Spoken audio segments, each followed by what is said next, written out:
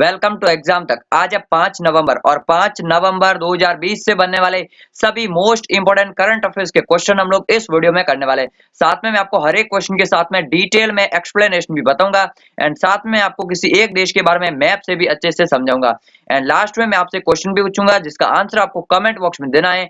तो पूरा वीडियो ध्यान से जरूर से देखिएगा। इसकी क्विज एंड पीडीएफ आपको टेलीग्राम चैनल पर मिल जाएगी, सो ज्वाइन कर लेना। लिंक नीचे डिस्क्रिप्शन में दिया गया है।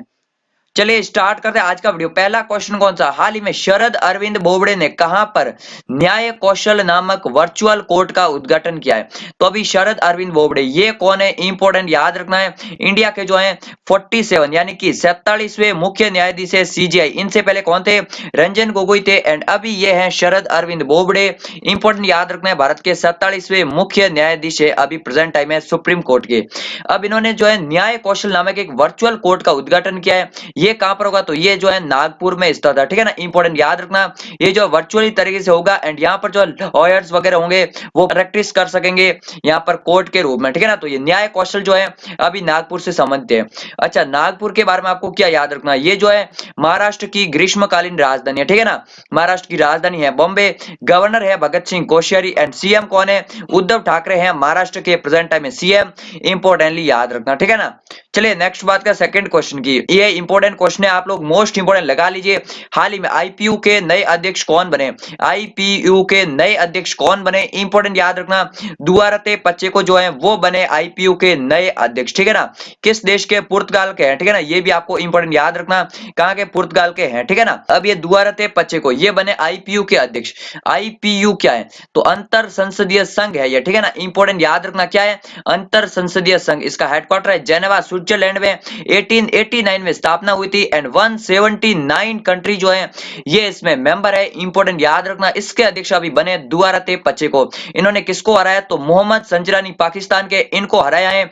इनके अलावा भी जो है 4 कैंडिडेट्स, ये मतलब टोटल 4 कैंडिडेट थे एंड उसमें जो दुआरते पचेको जो है उनकी जीत हुई है, ठीक है ना। इसके अलावा बात की जाए, ये जो गब्रिएला बैरोन ये मैक्सिको के थे प्रेजेंट टाइम अध्यक्ष, इनकी जगह लेंगे अभी ये एंड इनका कार्यकाल कितना रहेगा, तो 3 साल तक इनका कार्यकाल रहेगा, 2023 तक रहेगा, ठीक है ना।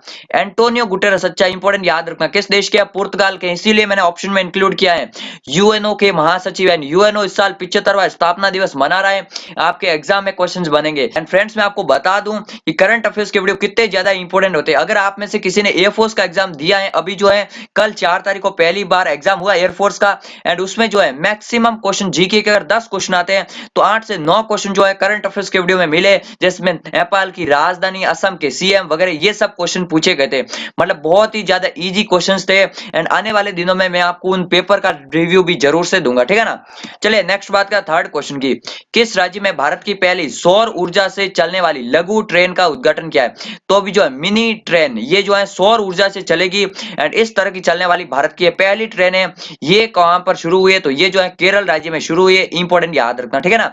इसमें मैक्सिमम 45 लोग बैठ सकते हैं, इसलिए ये जो है स्पेशली बच्चों के लिए है, ठीक है ना। अब इस ट्रेन को बनाने का पर्पज क्या था, तो इसको बनाने का पर्पज था पर्यावरण की रक्षा करना, ठीक है ना, क्योंकि सौर ऊर्जा से चलेगी एंड ये जो है 2.5 किलोमीटर के ट्रैक है एक तरह से एंड मनोरंजन के लिए बनाई गई है लघु ट्रेन। लेकिन इंपॉर्टेंट है, एग्जाम के लिए पूछेंगे, 45 लोग मैक्सिमम इसमें बैठ सकते हैं। लघु ट्रेन है ये सौर ऊर्जा से चलने वाली, पहली अभी केरल में शुरू हुई है। किसने शुरू किया, तो केरल के सीएम खुद पी विजयन ने शुरू की है, ठीक है ना।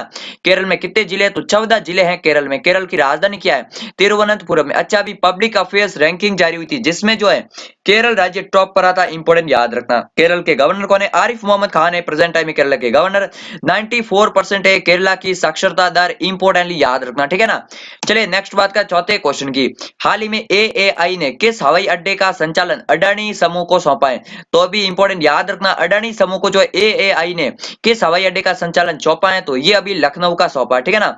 अभी जो है एयरपोर्ट अथॉरिटी ऑफ इंडिया ने इससे पहले जयपुर, गुवाहाटी और तिरुवनंतपुरम जो है ये अडानी ग्रुप को सौंप दिया 50 साल के लिए। इसके अलावा अंगलुरु जो एयरपोर्ट है उसको भी सौंप लिया है एंड अभी लखनऊ एयरपोर्ट को भी, यानी कि इन एयरपोर्ट का निजीकरण कर दिया। अडानी समूह को जो है 50 साल के लिए लीज पर दे दिया, ठीक है ना। इंपॉर्टेंट याद रखना। अब एएआई क्या है, airport authority of India. Important याद रखना, स्थापना कब हुई थी, 1995 में स्थापना हुई थी। अच्छा, 1995 में और क्या हुआ था, डब्ल्यूटीओ की स्थापना हुई थी। इसी तरह से आपको एक साल से दूसरे साल को रिलेट करके याद करना है।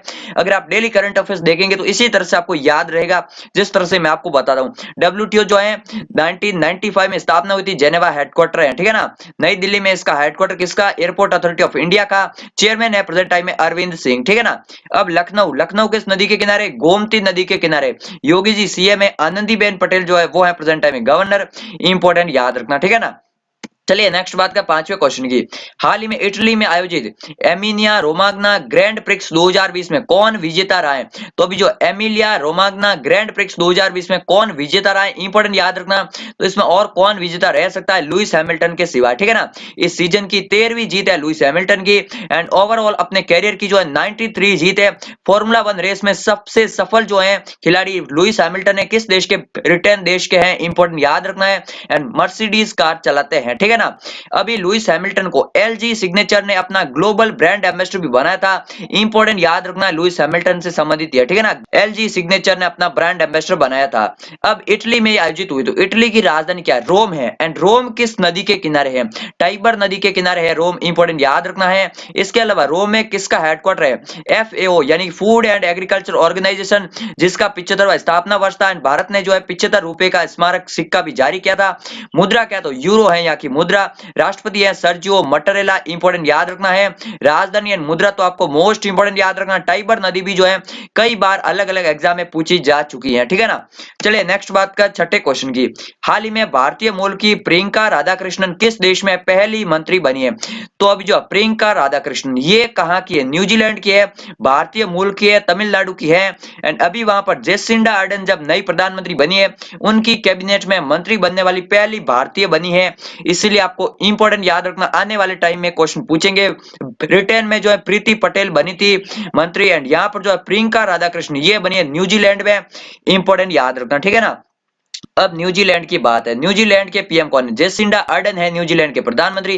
राजधानी है वेलिंगटन। एंड न्यूजीलैंड की मुद्रा क्या है, न्यूजीलैंड डॉलर जो है वो है न्यूजीलैंड की मुद्रा। इंपॉर्टेंट याद रखना। फ्रेंड्स मैं आपको बता दूं, कल हमारा करंट अफेयर्स का वीडियो नहीं आ पाएगा, सो उसके लिए सॉरी, लेकिन आप लोग चिंता मत कीजिए। परसों का जो वीडियो आएगा उसमें मैं कल के करंट अफेयर्स को भी कवर कर दूंगा, तो आप लोग चिंता मत कीजिए। पहले ही मैं आपको बता दूं कि कल हमारा करंट अफेयर्स का वीडियो नहीं आ पाएगा, ठीक है ना। चलिए अब मैं आपको न्यूजीलैंड के बारे में मैप से थोड़ा सा समझा देता हूं कि मैप में कहां पर है। ऑस्ट्रेलिया मैप में आपको पता होगा, ठीक है ना, ये है ऑस्ट्रेलिया मैप।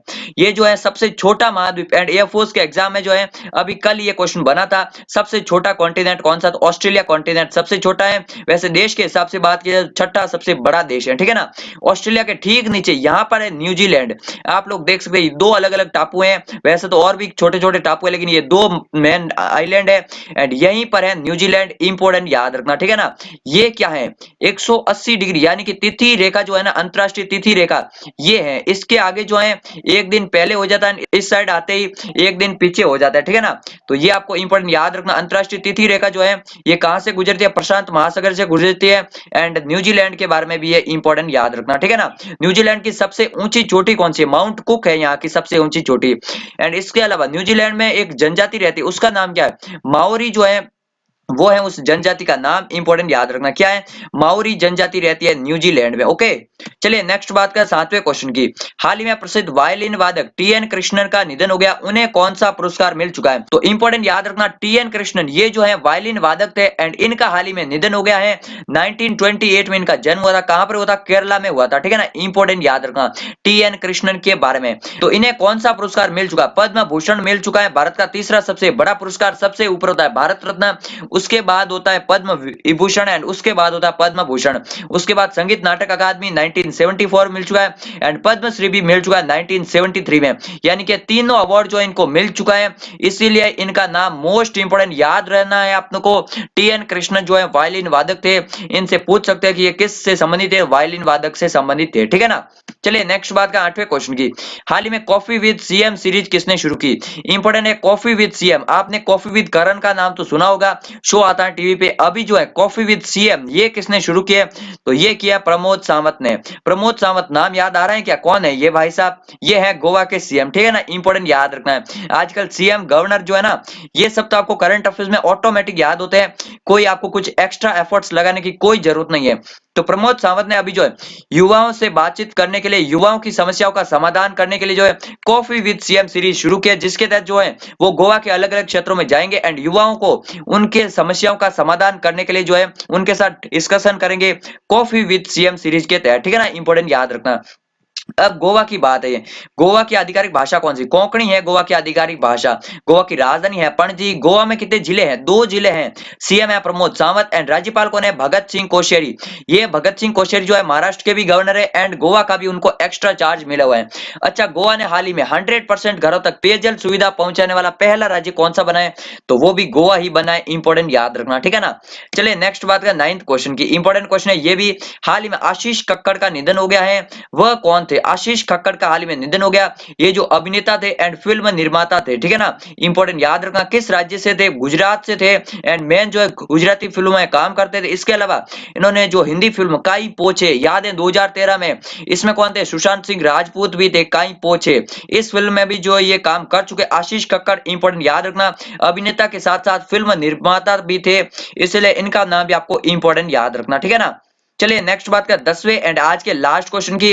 हाल ही में किस देश के अलीम डार ने सबसे अधिक वनडे मैच में अंपायरिंग करने का रिकॉर्ड अपने नाम किया है?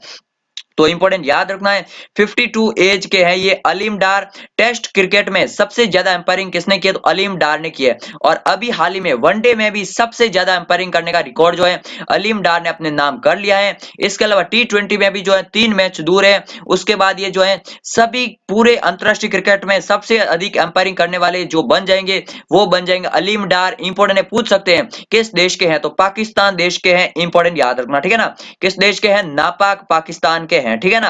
अब पाकिस्तान ने हाल ही में जो है गिलगिट बाल्टिस्तान को जो है प्रांतीय दर्जा दिया था। कल के वीडियो मैंने आपको बताया था, ठीक है ना। अब पाकिस्तान की बात है, राजधानी क्या है? इस्लामाबाद है यहाँ की राजधानी। प्रधानमंत्री है इमरान खान। मुद्रा है पाकिस्तानी रुपया। राष्ट्रपति है Arif Alvi and India Pakistan border को क्या कहते हैं? तो इंडिया पाकिस्तान बॉर्डर को कहा जाता है रेड क्लिफ लाइन। इंपॉर्टेंट याद रखना है, इंडिया चाइना को कहा जाता है मैकमोहन लाइन। पाकिस्तान अफगानिस्तान को कहते हैं डूरंड रेखा, ठीक है ना। तो ये भी आपको याद रखना। चलिए अब मैं आपको कल के सवाल का आंसर देता हूं, आज का क्वेश्चन पूछता हूं। कल मैंने कौन सा क्वेश्चन पूछा था?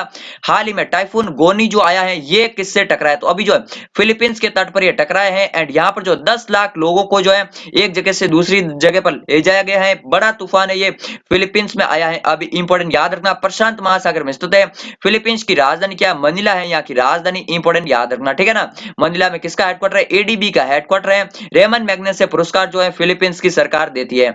इसके अलावा अगर बात की जाए टाइफून कहा जाता है यहाँ पर। इसके अलावा अगर बात की जाए तो इनका जो अलग अलग नाम होते हैं, जैसे टाइफून कहा गया यहाँ पर, ऑस्ट्रेलिया में कहते हैं विली विली, अमेरिका में कहा जाता है हरिकेन, ठीक है ना। एंड तो ये जो है अलग अलग नाम जो है ना ये भी आपको इंपॉर्टेंट याद रखना, ठीक है ना। इसके अलावा जापान वगैरह में कहा जाता है टोर्नेडो। अब आज का क्वेश्चन कौन सा है? किस राज्य में 8000 मेगावाट क्षमता का रिन्यूएबल एनर्जी पावर पार्क स्थापित किया जाएगा? इंपॉर्टेंट याद रखना, उस राज्य के बारे में 2 और योजनाएं भी है, वो भी आप लोग कमेंट बॉक्स में जरूर से लिखिएगा। राज्य के सीएम गवर्नर सभी पूरी डिटेल आप लोग कमेंट बॉक्स में लिखिएगा।